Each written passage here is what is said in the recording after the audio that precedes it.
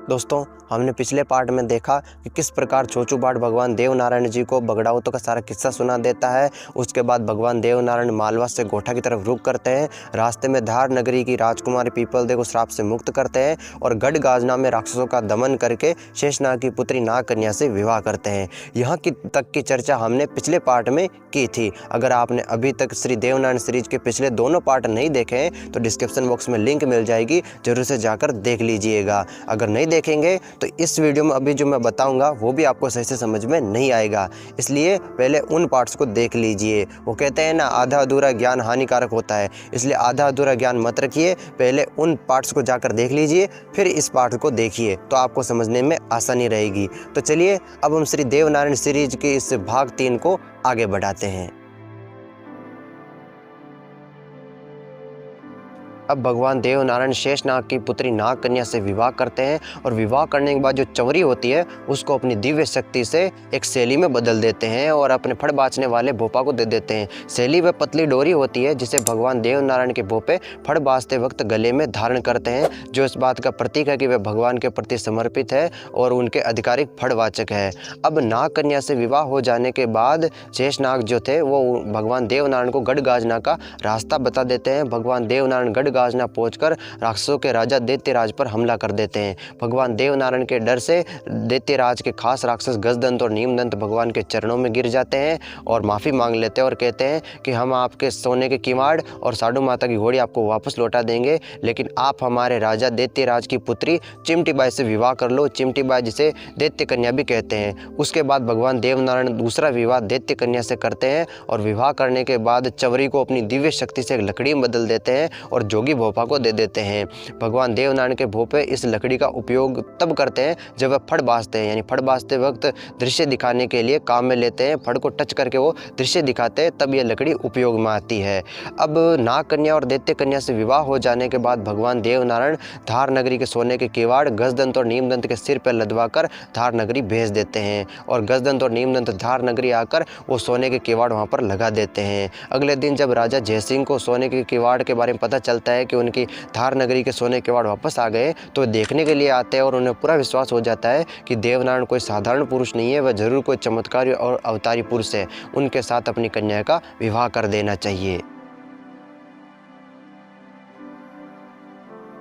राजा जयसिंह 4 ब्राह्मणों के साथ लगन का नारियल भगवान देवनारायण के लिए भेजते हैं। चारों ब्राह्मण लगन नारियल लेकर छोचू बाट के पास पहुंचते हैं। छोचू बाट उन चारों पंडितों को लेकर साडू माता के पास पहुंचते हैं और चारों ब्राह्मण साडू माता को वो लगन का नारियल स्वीकार करने के लिए कहते हैं। उस समय भगवान देवनारायण सोए हुए थे, तो साडू माता भगवान देवनारायण को जगाकर कहती है कि आपके लिए धार के राजा के यहाँ से 4 ब्राह्मण राजकुमारी पीपलदेव का लगन लेकर आए हैं। तब भगवान देवनारायण कहते हैं कि माता जी पहले कन्या को तो देखा कि कैसी है, बिना देखे ही मेरा विवाह करवा रही हो। उसके बाद साडू माता छोचू बाट को लड़की देखने के लिए भेजती है। छोचू बाट राजकुमारी पीपलदेव को देखकर आता है और कहता है कि राजकुमारी तो बहुत ही ज़्यादा सुंदर है और पूरी तरह नारायण के लायक है। उसके बाद धार के राजा के यहाँ ढोल नगाड़े बजने लगते हैं, शहनाइयाँ बजने लगती है, देवनारायण जी और पीपलदेव के डोरा बांधा जाता है और पूरे विधि विधान से श्री देवनारायण संग पीपलदेव का विवाह संपन्न होता है।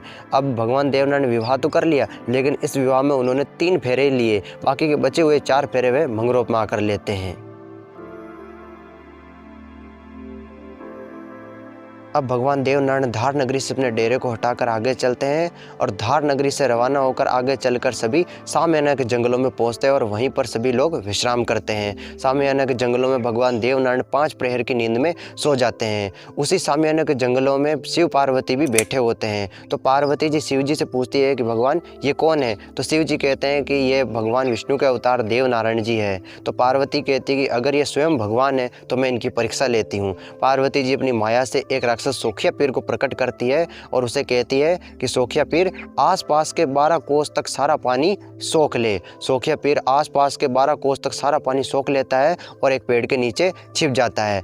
अब इधर भगवान देवनारायण की गायों और काफिले के सारे लोगों को प्यास लगती है। पानी के बिना सभी तड़पने लग जाते हैं, गायें रंभाने लग जाती है। नापा ग्वाल और अन्य ग्वाल आसपास पानी को ढूंढते हैं, लेकिन उन्हें कहीं भी 12-12 कोस तक पानी की एक बूंद भी नहीं मिलती है। परेशान होकर नापा जी भगवान देवनारायण को जगा बुलाते हैं कि जागो प्रभु जागो, पानी के बिना सब मरे जा रहे हैं, गायें प्यासी मर रही हैं। गायों की प्यासे मरने की बात सुनकर भगवान देवनारायण तुरंत नींद से जाग जाते हैं और भैरू जी को प्रकट करते हैं और भैरू जी को आदेश देते हैं कि भैरू पता लगाओ कि आसपास कौन सा पेड़ सबसे हरा भरा है। भैरू जी पता लगाकर बताते हैं कि भगवान देवधा नाम की एक जगह है जिस पर बगुले बैठे हुए हैं और वह सबसे हरा भरा है। भगवान देवनारायण उस पेड़ के नीचे आते हैं और अपने भाले से प्रहार करते हैं। वो भाला पेड़ के नीचे छुपे सूखे पेड़ को जाकर लगता है तो पहले तो खून बाहर आता है, फिर पानी का फव्वारा फूट पड़ता है। फिर नापा जी पहले गायों को पानी पिलाते हैं, उसके बाद काफिले के सभी लोग अपनी अपनी प्यास बुझाते हैं।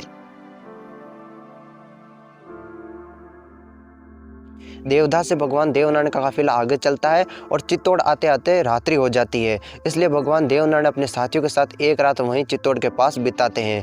अगले दिन सुबह कुछ लोग एक मरे हुए प्राणी को जलाने के लिए शमशान में ले जा रहे थे। वह मरा हुआ प्राणी एक सारंगशाह था जो कि एक बहुत बड़ा सेठ था। भगवान देवनारायण उन्हें अर्थी ले जा रहे लोगों को रोककर कहते हैं कि तुम इस जीवित प्राणी को कहाँ लेकर जा रहे हो। तब वे लोग कहते हैं कि ये व्यक्ति जीवित नहीं है, मर चुका है, हम इसे जलाने के लिए शमशान में ले जा रहे हैं। तो भगवान देवनारायण कहते हैं कि ये व्यक्ति जिंदा है, इसकी अर्थी को नीचे रखो। वे लोग अर्थी को नीचे रख देते हैं और भगवान देवनारायण अपनी दिव्य शक्ति से उस सारंगशाह को जीवित कर देते हैं। सारंगशाह जीवित होकर भगवान के चरणों में गिर जाता है और कहता है कि हे महापुरुष, आप कौन है और आपने मुझ पर इतना बड़ा उपकार क्यों किया है। तब भगवान देवनारायण सारंगशाह को एहसास दिला देते हैं कि वे स्वयं भगवान है। उसके बाद भगवान कहते हैं कि तुम 3 जन्मों से मेरे बहुत बड़े भक्त हो, ये तुम्हारा तीसरा और अंतिम जन्म है। आज मैंने तुम्हें दर्शन देकर धन्य किया है, तुम्हारा जीवन सफल किया है।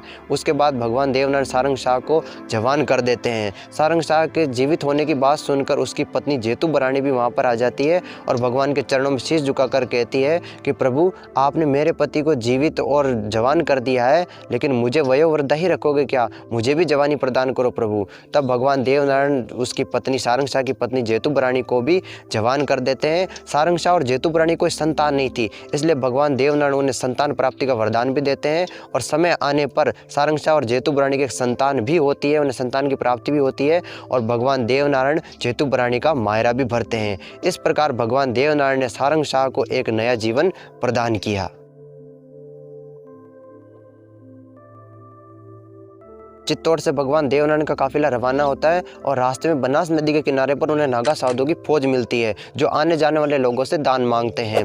काफिले के आगे आगे गायें ग्वाले चल रहे हैं, बीच में बैलगाड़ियों में बैठे हुए काफिले के लोग और काफिले के सबसे पीछे साधु माता हीरा दासी और भगवान देवनारायण और काला गोरा भैरू जी आ रहे हैं। ये नागा साधु कहते हैं कि यहाँ पर दान चुकाए बिना नदी के उस पार कोई नहीं जा सकता और अपने अपने चिमटे लेकर रास्ता रोक लेते हैं। भगवान देवनारायण के काफिले के ग्वालों में और उन नागा साधुओं में युद्ध शुरू हो जाता है। इन साधुओं की जमात में भांगी जी भी साधु वेश में होते हैं, जिन्हें हीरा पहचान जाती है और साधु माता से कहती है कि माता जी, इनमें से एक साधु की शक्ल तो आपकी देवरानी नेतू जी से मिलती जुलती है और उनका सीना भी बिल्कुल नियाजी जैसा ही है। ये बात सुनकर साधु माता साधु के गुरु रूपनाथ जी के पास आती है और कहती है कि बाबा जी, पहले तो इस युद्ध को रुकवाओ। रूपनाथ जी के एक इशारे से नागा साधु रुक जाते हैं और युद्ध थम जाता है।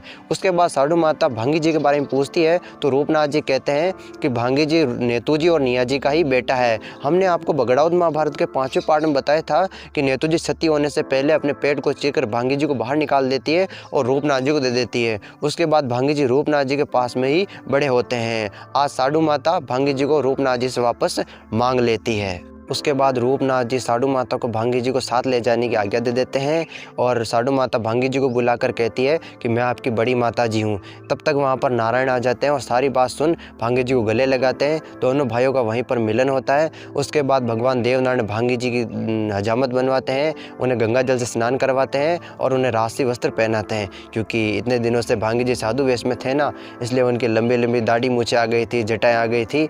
इसलिए अब रूपनाथ जी भांगी जी को साथ ले जाने के लिए साधु माता को आज्ञा देते हैं। साधु माता वहाँ से रवाना होती है। दोस्तों, इस पार्ट में बस इतना ही। अब आगे भगवान देवनारायण के चरण और कौन कौन सी धरा पर पड़ते हैं वो हम आपको अगले पार्ट में बताएंगे। तो आप श्री देवनारायण सीरीज का अगला पार्ट देखना मत भूलिएगा। अगर आपको ये देवनारायण सीरीज अच्छी लगी हो तो इसे अपने मित्रों के साथ भी अवश्य साझा कीजिएगा। और अगर आपने अभी तक श्री देवनारायण सीरीज के पिछले दोनों पार्ट नहीं देखे हैं तो डिस्क्रिप्शन बॉक्स में लिंक मिल जाएगी, जरूर से जाकर देख लीजिएगा। और अगर आपने बगड़ाउद महाभारत के वीडियो भी नहीं देखे हैं तो इस वीडियो के एंड में एक प्लेलिस्ट आएगी, आप उस पर क्लिक करके जाके देख सकते हैं तो ज़रूर से जाकर देखिएगा, क्योंकि क्या है, ज्ञान के मामले में कभी पीछे नहीं रहना चाहिए, जहाँ से भी मिले ले लेना चाहिए। तो चलिए इस वीडियो में बस इतना ही, मिलते हैं श्री देवनारायण सीरीज के अगले पार्ट में। तब तक के लिए राधे राधे, जय श्री कृष्ण।